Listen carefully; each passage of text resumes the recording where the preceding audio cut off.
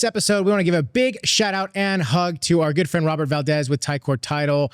Robert and I have been working with each other for a couple of years now, and Robert's really helped me market to my database better. He is really good at marketing and has a lot of good resources that's helped our business tremendously. So all my realtor friends out there, hit him up. He's a good guy. Hit him up at 714-496-4186. You won't be disappointed. He brings a different perspective to the business, definitely adds value to my life and our business.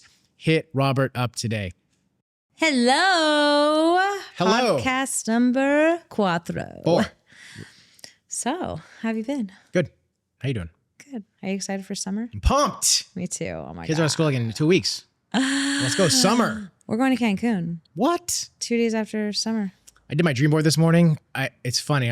It's changed. Now it's all travel, family experiences. It's fitness.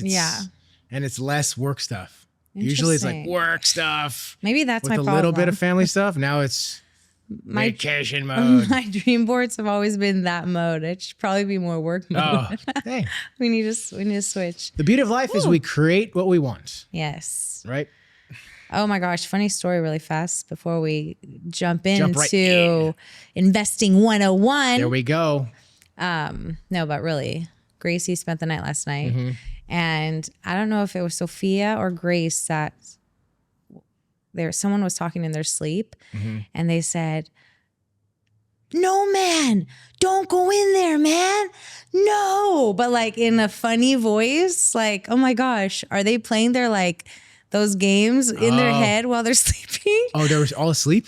And you heard that? It was sleep talking. No. Yes. You don't know who and said it was either Grace or Sophia because they sound the Roblox? same. Like something they would say in Roblox? Yes. And they're like, "Don't go in there, man." No. And I was like, "Jay, you go." And he's like, "No, you That's probably Sophia. I don't know. Did he Maybe. tell you? Or Grace? No, but it was 100% either. Yeah, I think it was Grace. Oh my God, it's funny. But anyways, She's never talked in her sleep though. It's interesting. Are you sure though? You're far away. Pretty from sure. her. You're far away. I think it was one of your kids. You're talking in their sleep. No, Sophia walks in her sleep. Oh my gosh, kids. Okay, we just got back from a track meet right now. It was how awesome. was it? You killed it. 1500. You got 4:54 time in the 1500. That He's is like ranked top 5 or something in Southern California. Is that his Killing best it. time? Best time ever. Wow. Go Jude. Proud dad here. Yeah, proud Nina. He's fast. Yeah. Jeez. Those legs. I love his face when he's running. He's just like he has zero effect on his face. Like he's not struggling when he's running. He's just like running. Sometimes he struggles. Oh, well, anywho. All right. So it's fun morning. Should we get in? Let's get in. Investing 101. My favorite topic of all time. It is your favorite topic. Mine too. Because you know what? We haven't invested. We've invested in our own property to live in, and I've moved my equity, but I've never invested in real estate. Speaking of what you just said, because there's a lot of people out there in the world that will say your home is not an investment. Yeah. And some will say your home is an investment. And the reason they say your home isn't an investment is because an asset puts money in your pocket each month. A liability takes money out of your pocket each month. A house takes money out of your pocket each month. Yeah.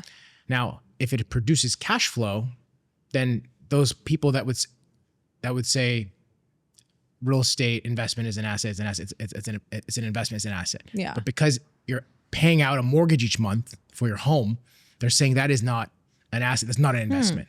Interesting. But if you were to take the whole country, perhaps you could say that. I can understand why. But maybe the average appreciation is not that great. Maybe they're paying out and it's this liability. And if this value doesn't go up, you got this liability and it's just like, what are you doing, right? Yeah. I still can't, even if that is the case though, I would still argue you have the write-offs, you have a forced savings, you have control, all the benefits that we talked about last, like the top 10 benefits of buying real estate, owning real estate. I still think those trump. That's for investing in real estate, you mean? Yeah, or like just considering owning your home as property? an investment. Yeah. I 1000% believe that investing in a home in greater Los Angeles, Southern California, California in general, is an investment. Yeah, for because of the sure. appreciation. Of There's course. no way you can't argue with that. Yeah. So it's crazy when people hear online, your home is an investment. Your home is not an investment. It's craziness. Locally, it's an investment. 100% it's an investment. Yeah, because we've been in our property for almost 9 years and we have over What? If you look at the appreciation in I don't know about every other state, but there's the analysis out there. California has insane appreciation. So we're like the 5th largest economy in the country or something, like the world. I mean, we're like the 5th largest economy in the world, like a country. Okay, so what would you tell me? Because I do want to But I wanted to say that, by the way, because go there's a lot of people thinking that a home is not an investment. And I guess the answer to that, it depends. It depends. If you're, I don't know, the Midwest, like let's say you're in an area somewhere in the country where the appreciation is not that great. You bought a house 10 years ago for $100,000 and today it's worth $120,000. Where though? It doesn't matter. I'm just giving you a hypothetical. Okay. In that scenario, maybe because you're paying that monthly payment. But I would still argue in a CPA, probably the appreciation, the little appreciation you get, the forced savings, you own this asset. I mean, I don't know. I can't argue that it's not an investment personally. But I just want to bring that up because there's people out there, there's 2 schools of thought. Like Dave Ramsey, for example, says your home is not an investment. And there's certain other people. Yeah. But I would argue that 100% it is. 100%. It is because especially in California, all I can speak for is what I know. I don't know the whole. I'm not an economic guru. I don't know what's going on every single micro pocket of the whole. I'm not some financial guru. I'm just saying in Whittier, in Southern California, 20 years, 3rd generation realtor, family invested. Over the years, looking at the data, if you have a job, you have a living, and you buy a home, I mean, the home is with someone with equity. The damn home is the gateway let me to. Finish my sentence. The home is the gateway to the American dream. It is the springboard that builds your damn wealth. I don't know. These people are saying your home is not an investment. They're selling you on buying an investment through them or something. They're selling you buy your home invest is with me. Let me tell you why your home is an investment. Okay. Listen, what would you tell me? I'm a client. If I had equity or if a client had equity, would you tell them to move up to a better location to make them more equity because they've tapped out? Or would you have them refinance and buy an investment property? Well, I know you're talking about you. In your circumstance, I'd say move up the equity. Just keep it simple, move up. And then I would also set a goal to have, and this is me, I know you, right? But I could ask you a series of questions. Correct. It all starts with the bigger picture. Ultimately, what's your goal? That's the number one question I like to find out with people is like, well, ultimately, what's your goal with investing? Yeah. Okay, fine. And I share my goal to give them an idea. So for your circumstance, I'd say move up the equity because you're going to take your $700 million in equity. Okay, then you're boom, you've done that. Then, to answer your question, let's go back to the other option though. Yeah. Right. The other option is stay where you're at, refinance, pull cash out, get a home equity line of credit, use that equity line of credit to buy an investment property. Okay. So the question is, well, also with the equity line of credit, because interest rates are high, I won't get that interest rate, right? You're pulling equity line of credit. It's not. You don't touch your first trust deed, so you don't touch the first. So let's say what's your interest rate right now? Your first 4.5. Yeah, don't touch that. 4.5. That's another. Here's another challenge, right? It's the math. So people are stuck right now. They're at a very low interest rate. It would take something very important for them to move up. Correct. Like it's got to just make sense. Yeah. And it's usually a math situation. Equation. You know? So there's that scenario. If you could sell your house for $1.3 million and buy a fixer for no more than, let's just say you could buy a fixer for under $1.3 million. Yeah. In front of the hills.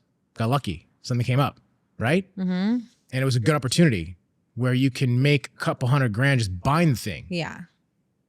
Now you factor in the payment. We could kind of work backwards, and if the payment's within reason of what you're currently at, and boom, it's so it comes back to payment number one. Exactly. It's payment is probably the primary factor. Yeah. And then in terms of like the calculations on how to buy it. Okay, so here people could buy an investment property tapping into a home equity line of credit without refinancing and touching their first. And you can look at it one of two ways. As a long-term, so you tap into that equity line, use that money as the down payment, and that down payment just sits for 10 years. You pay off the equity line in 10 years. Because most equity lines are interest only. And they usually have a 10-year, usually they're 10-year loans on average. They vary, but let's just say it's a 10-year loan, interest only. Okay. It's kind of like a credit card. So you use it, you could pay it off, still have access to that equity line of credit. Okay. So again, it's a math situation. So if you could, for example, buy a duplex for, let's say, $700,000 and you put down 20%, that's 140 down plus 160. So most people that own a property and they want to buy an investment property, they need 20% down, correct? Yeah. So let's get into that. Yeah. So if someone wants to buy, let's start with a second home, even though it's not technically an investment property, but I think it's important to just let people know if they want to buy a vacation home or second home, let's say. Because there's a lot of friends of ours our clients too that have money and they need to write it off, and they're like, Yeah. where do we put our money? What do we do with our money? For sure. I think bottom line, buying investments is the way to go. Yeah. I mean, I'd like to talk about what I learned years after I even bought my property. I learned what depreciation was. And I'll give you an example. One of the triplexes I own, it makes a couple grand a month. Okay. That couple $1,000s a month, an income is basically written off by depreciation. So I don't pay any income tax on that $24,000 per year. That's like having a salary of like 40 grand a year at a job, corporate America. If I understood that concept as in high school, and I understood like someone has to work 40 hours a week at a job, 9 to 5, all year. Let's do the math. Let's do the math. 40 hours a week times 52, 2,000 hours of your life to make, let's say 40, 50 grand out of college or something. I don't know what kids are making these days out of college. Let's just say you made a salary of 50 grand. Well, if you're working at McDonald's, it's $20 an hour. Let's just say you're making, okay, so it's 22,080 hours of your life. Let's say, yeah, fine, to make 24. Okay, let's say you make $40,000 a year, right? Okay. After taxes and stuff, you're netting, 70% of that? 28,000. Okay. So that one property, which took me 5 hours to buy, produces the same amount of money. I know people. And need the to know thing this. is, I'm getting all over the place. I don't know if this is feel structured, but I bought an FHA 3.5% down. This is this is a house hacking conversation. We already had this conversation, had a house hack. Yeah. But I bought a 3.5% down, FHA 2 or 3K. The bank financed all the renovations. I put very little money down, but I'm getting off topic. Let me go back to the 10% down. You can buy a second home with 10% down. Okay. Okay. That's better than buy a second home, buy a vacation home. We buy Arrowhead. So you only need 10%? I thought it was 20%. No. Second home purchase, 90%. I just pulled the Fannie Mae guidelines, 2024. So if 550, let's say down. 550 vacation house, you put down how much? 10%. Yeah, 55,000. 50,000? Yeah, 550, 55,000. Plus closing costs, another 15 grand, 60, 70 grand. Plus renovations you need, like 20, 30 grand. 100 grand. Okay. 150 grand ish. But you can do it with an equity line of credit. You can do it with an equity line of credit. Yes.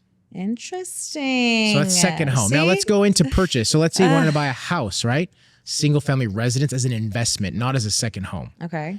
Your minimum down payment is 15% down. People don't know that.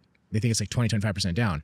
15% down, investment property. For a duplex, triplex? No, for a house. Single family residence. House. Okay. Single family residence. So 15% down. Duplex, triplex, fourplex, 2 to 4 units. 5%. That's going to be 25% down. Oh, 25%. Yeah. What's they do have the 5% down owner occupied. Oh, if you're going to live in it. Okay. That's why our house hacking podcast, you should listen to that one. Yes. Talks about all the ways to start as an investor, but using your primary residence to live there for a couple of years and then convert that to an investment property. That's the smartest way. That's the smartest. But hey, this is investing 101 today. We're talking about investing 101.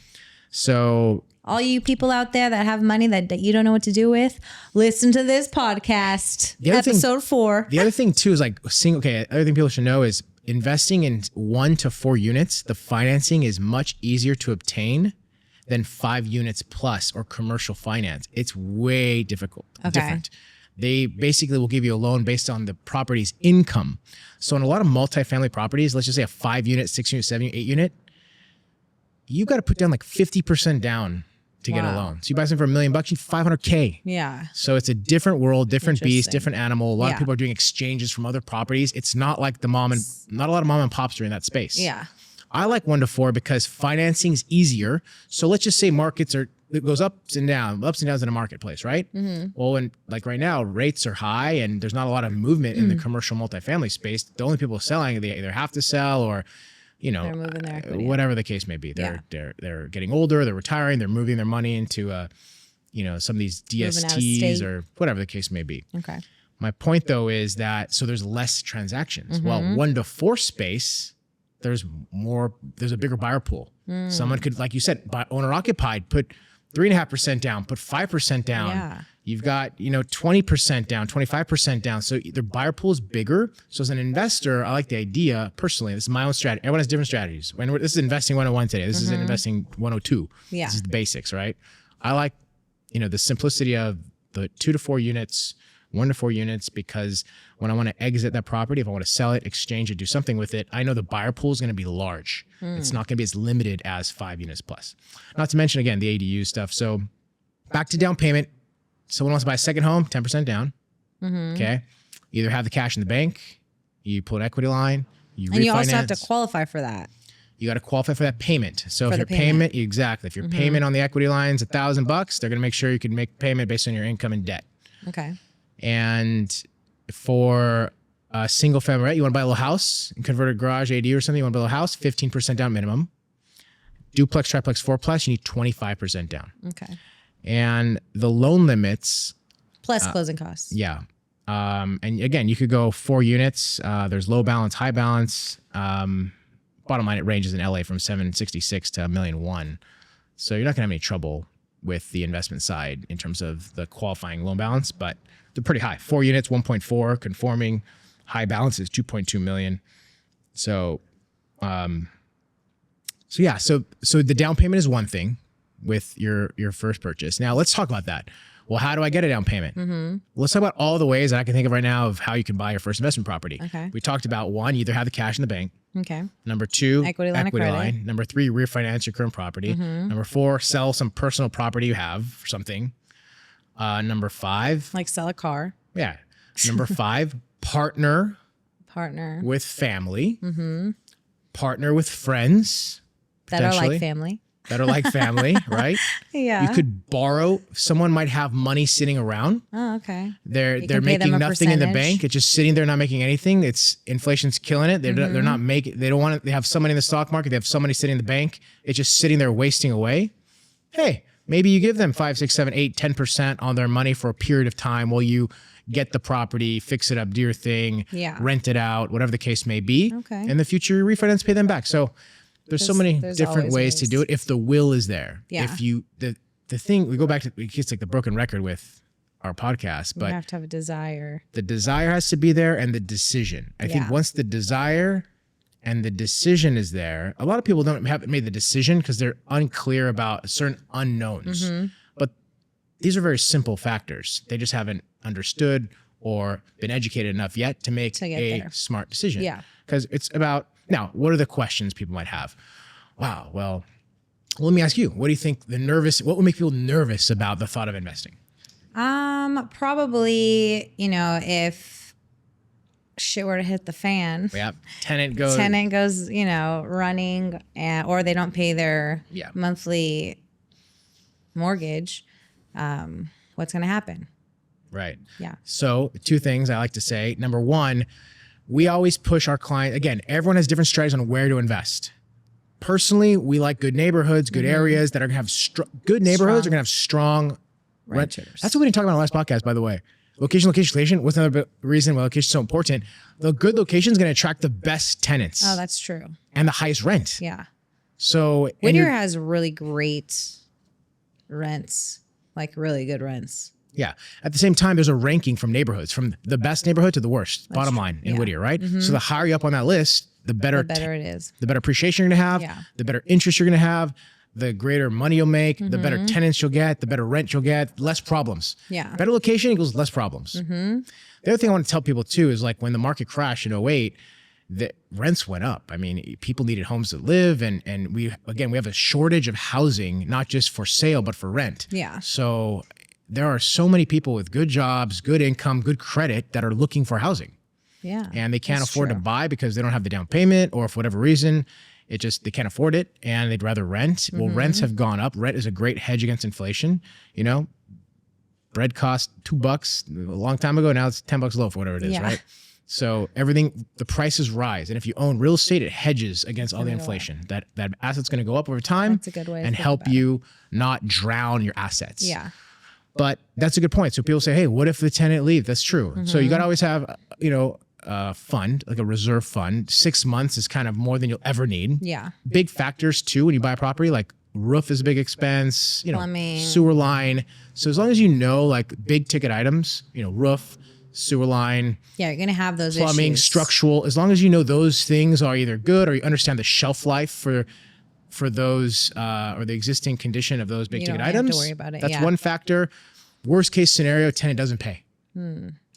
Again, if they're sophisticated and they want to ruin their credit and be like a horrible tenant, give you lots of problems and be the worst possible tenant, even that situation shouldn't be feared, because odds are you're going to buy in a decent neighborhood. Yeah. Someone's going to have decent credit. They're going to have decent income. I mean, this is again what we have seen and what we would advise our clients to purchase. Now, if you're dealing in certain areas where tenants, different types of tenants may give you problems. Different areas, you might attract a certain type of tenant. Like LA, Long Beach. Parts of LA, but it's like pro tenant kind of like there's stricter rent control laws and things of that sort, like Los Angeles. That's another topic for discussion on this investing 101 basics. But let's go back to your original question.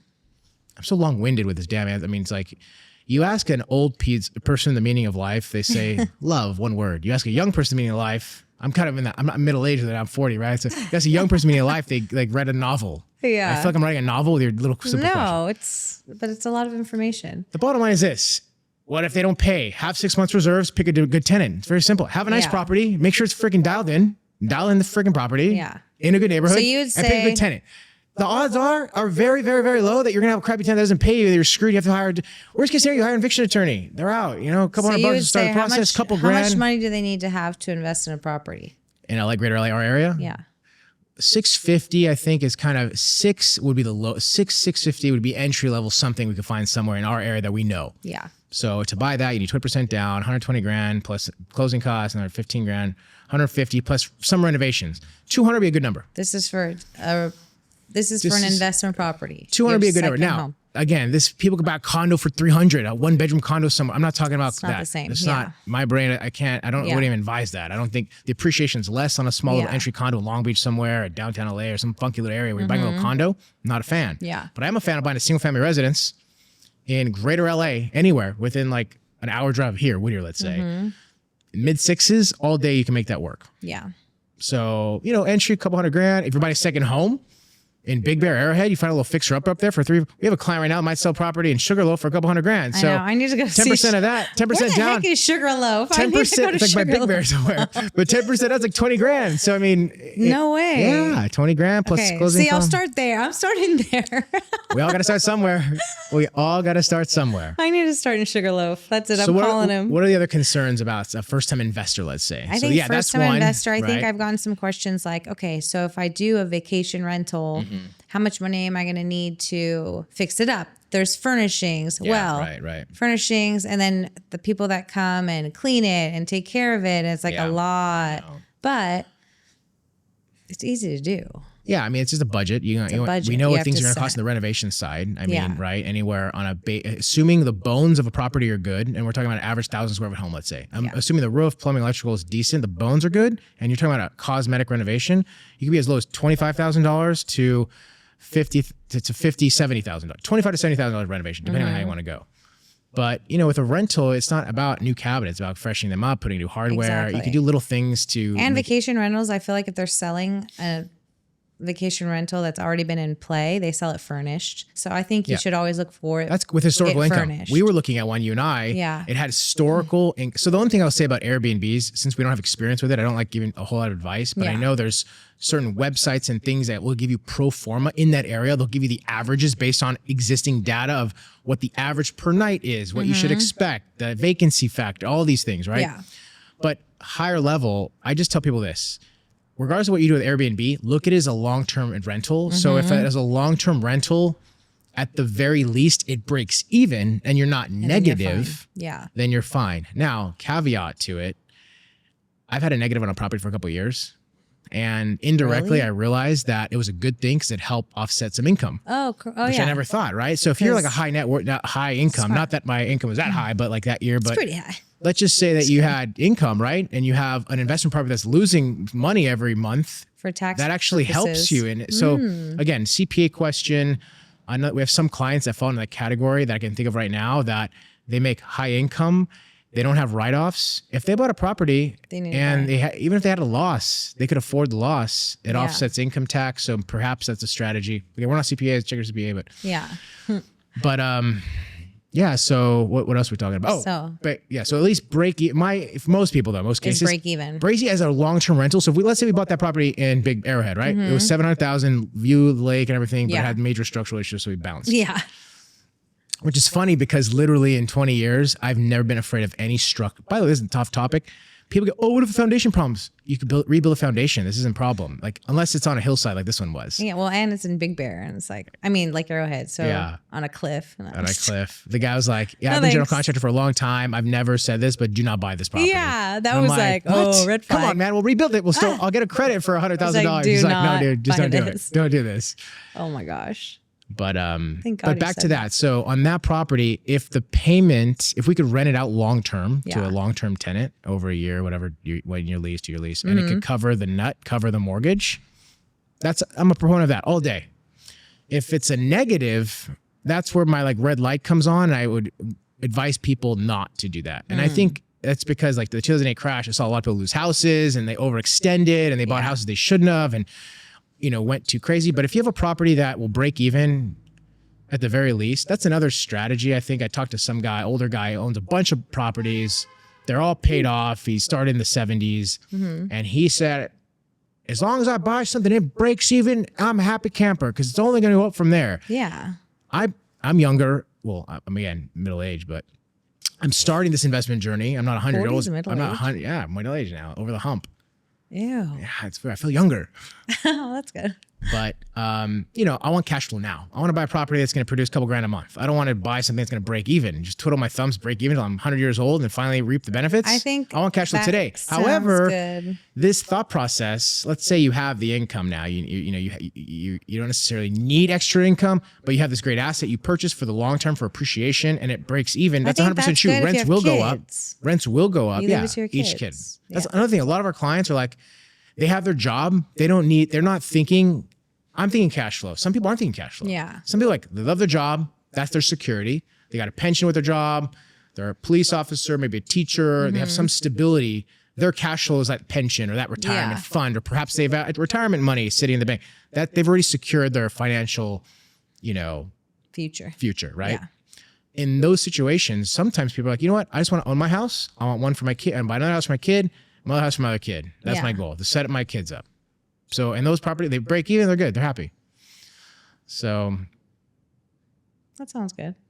I mean, teach his own, right? Everyone has different, it all goes back to motivation. What's your goal? Like when you're working out, fitness people always say, first thing I ask you, what's your goal? Yeah. It's like, you want to get strong? Do you want to build muscle? Do you want to get lean? Do you want to get faster as a runner? What's your goal? You got to start with the goal. With investing, it's the same thing. What's the goal? You want 100 grand a month in cash flow? You want 5 grand a month in cash flow? You want 0 cash flow? You just want to buy some property for your kids and have them break even. You want Airbnb? You want 10 Airbnbs? Yeah. The world is your oyster. You get to pick Yeah. kind of where you want to go. All right. That answered my questions. Did it? Yeah. So we covered, I'm pulling out buying the Sugarloaf. There we go. We got to start somewhere.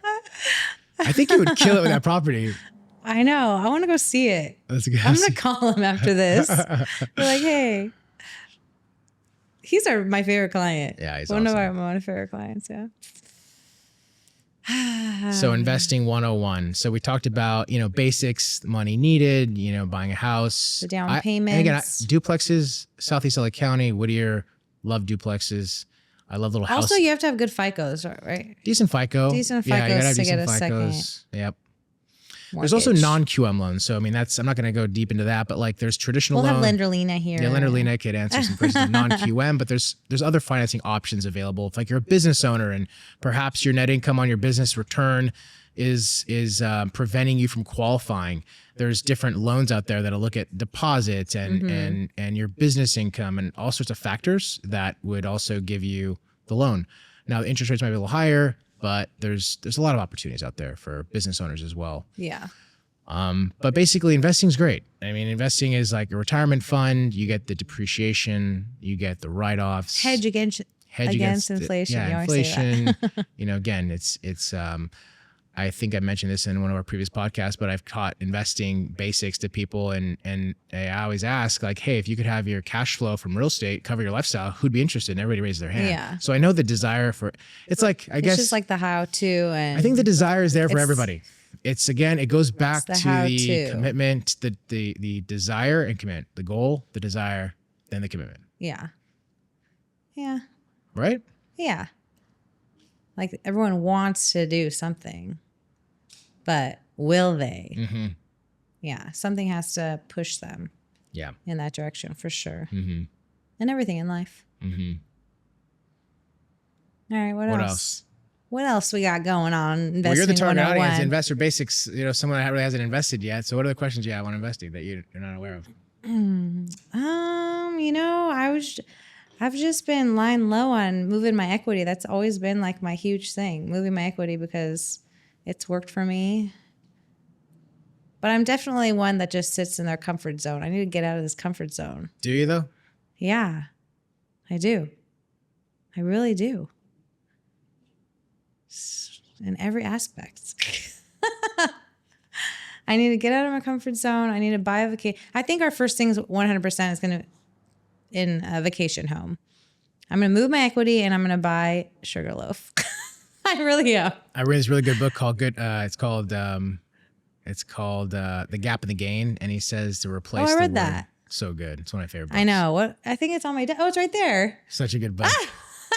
He talks about not saying the word need, Yeah. but want. Replacing Did the I word say like need right now? I need, doesn't need that. You don't need anything. But you replace the want. Like I the want desire you to get out of my comfort. Yeah. you wanna I don't create- need anything. Correct. Yeah, right, I don't need it. When I go to TJ Maxx, I know I don't need to buy all those outfits, but do I want them? Yeah. But yeah, I do want to get. I think everyone wants to get out of their little comfort zone, whatever they've created. On investing too, I think the other thing, I was just talking to the guys here at Zeal. By the way, Zeal's the most amazing production team on planet Earth. These guys are going to be like super big time, but we're lucky to even have them right here in this room. I mean, they're shooting a little podcast, but we're going to see them like getting an Emmy or whatever. Like, what is it? Emmys, right? Is it Emmy? Emmys. Yeah, they're going to be up there one day. So don't forget the little people, bro. Yeah, When you guys first Zeal. started. No, they're Zeal gonna Productions they're are gonna killer. they're gonna Yeah, we'll put make us their big, their too. link on our description of this episode. Well, obviously, you're going to see their We're gonna get an Emmy. are we? Yeah. Or first. Oh, the Positivity Podcast. What's up, people? Let's go. Right? You see some people getting Emmys. I could care less about Emmys. No. I Yeah. just want to be happy, live life. don't want an Sell some Emmy. real estate in Whittier. Me too. Call us up, people. We want to list. We want to be like. We want to list 10% of the market share in Whittier. There's 1,000 transactions. We just want Yeah. 100 of them. We just want 100 listings, people in Whittier. We want to get us there. Come on, Get people. us We there. need your help. 100 listings. We can't Paul stay and stagnant Tiffany. in life. We will No. feel dead if we're either growing or dying. And you're gonna help us grow. Yes. Together, we'll grow this beautiful community even greater. We are to gonna greater grow. heights. Yeah. We believe in you, Whittier.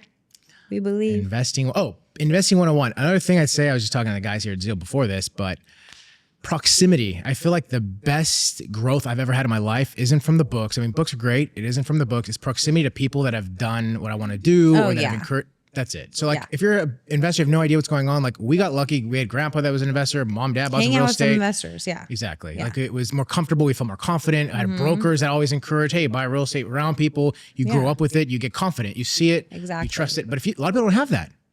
So the people that don't have that, they're like, Stagnant. they don't know. They don't know what they don't know. That's true. So the key is to find people that have been there, especially realtors. Like if you want to invest in real, make sure the realtor has investment property. Yeah. You know, the team has investment. The team. Yeah.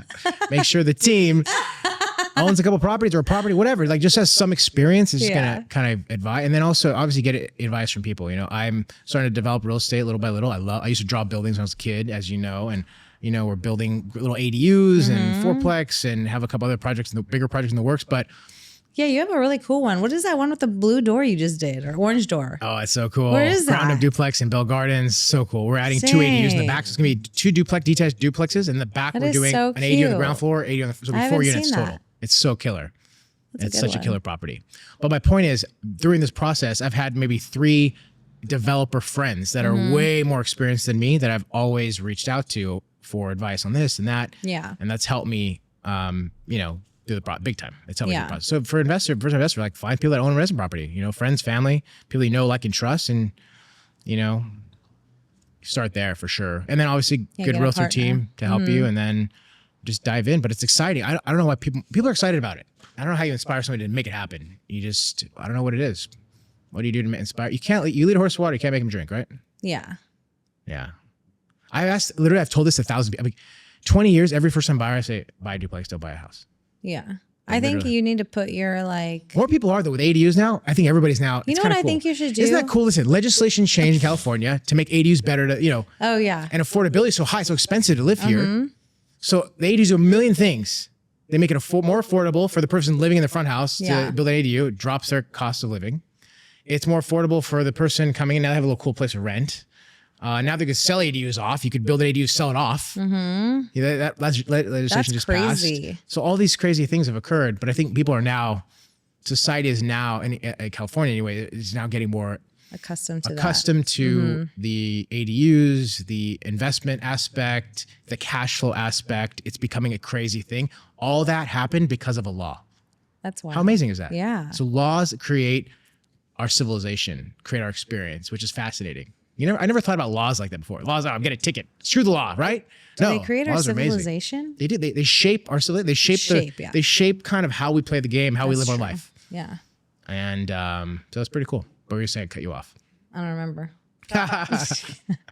Wait, no, I do. No. Keep talking. Investing basics. I just want to make sure we cover everything. So how much money do you need? Oh, I know what I was going to say. Yeah.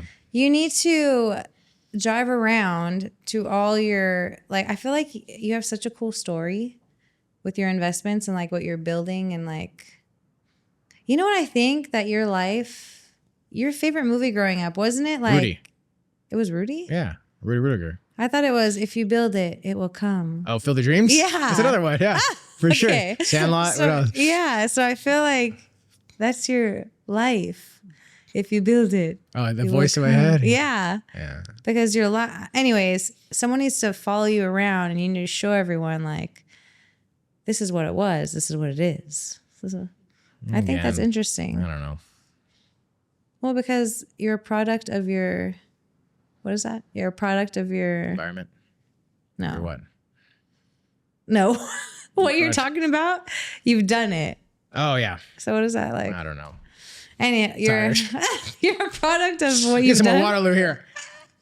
Anywho, this is exciting. I'm expired on Investing 101 because I'm really going to do this. Inspired. Oh, inspired. They said expired. I'm expired. I'm expired, people. I am pooped. So basics 101. What else do we now cover? Down payment.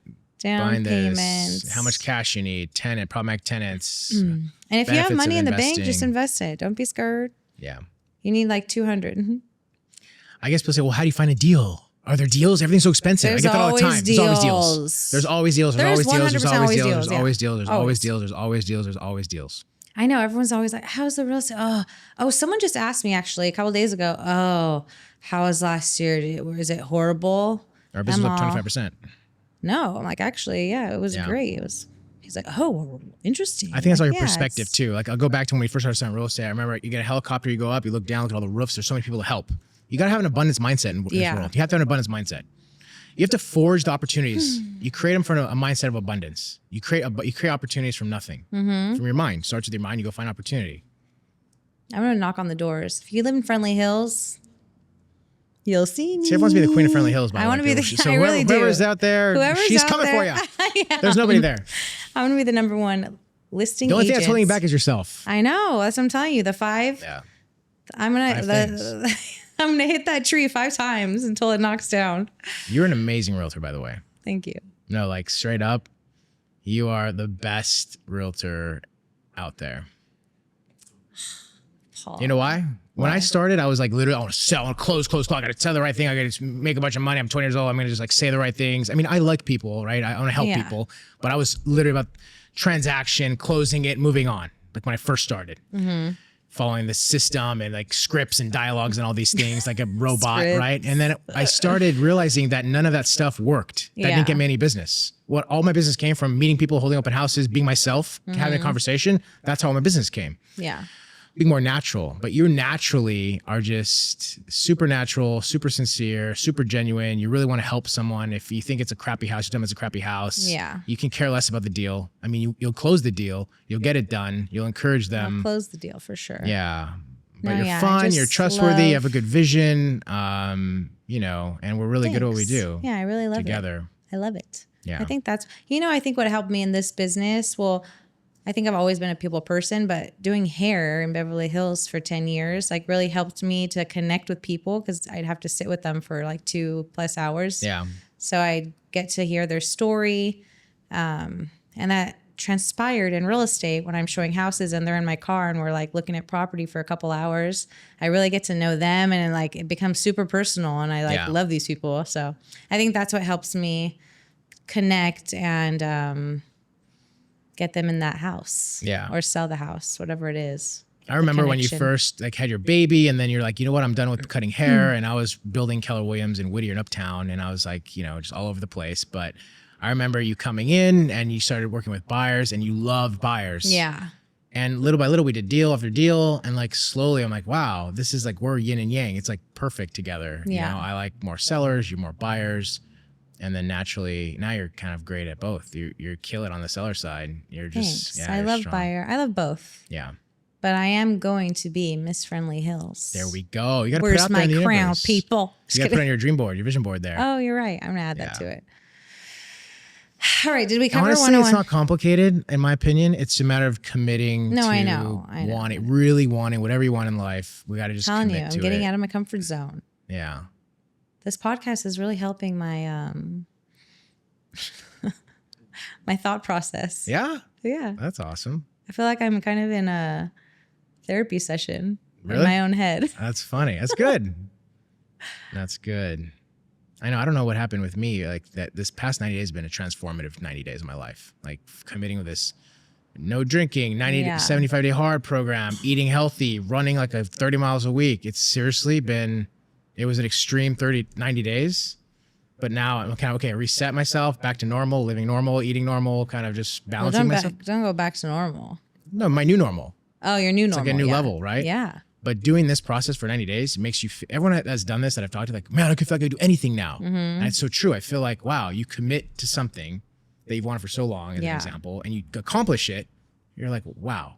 Yeah. What am I going to do next? You know, what am I going to focus on next? That's Jason's mindset. On business, I feel like I've been intense. able to do that. It's for me, it's easy. The personal side, not so much. Like the fitness, the diet, the this, the that. So I think it's the opposite for me. Well, I've been like on this fitness workout you've been kick for a long time, but it's still my hormones is different. I don't even want to compare you and me because you're a boy and it's easier. Oh yeah, that's right. True. It's hard. But no, I think it's the opposite for me. I need to focus more on business. And I know I'm in my head.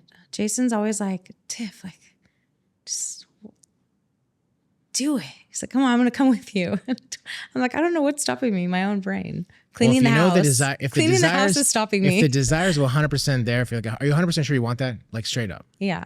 Like you know for a shadow of a doubt, like inside, you know that you want to crush it and be that. That's who you want. Like that is one. Like you're not just saying it because you think you want it. No, I want to be that, and I also want to own like a little cafe. There we go. Really? Yeah. How cute. Mm-hmm. Once you run the cafe next door, we might have a cafe right next here. Actually. A cafe. I know. I just like a place where people come. Nang. Yeah, that's cool.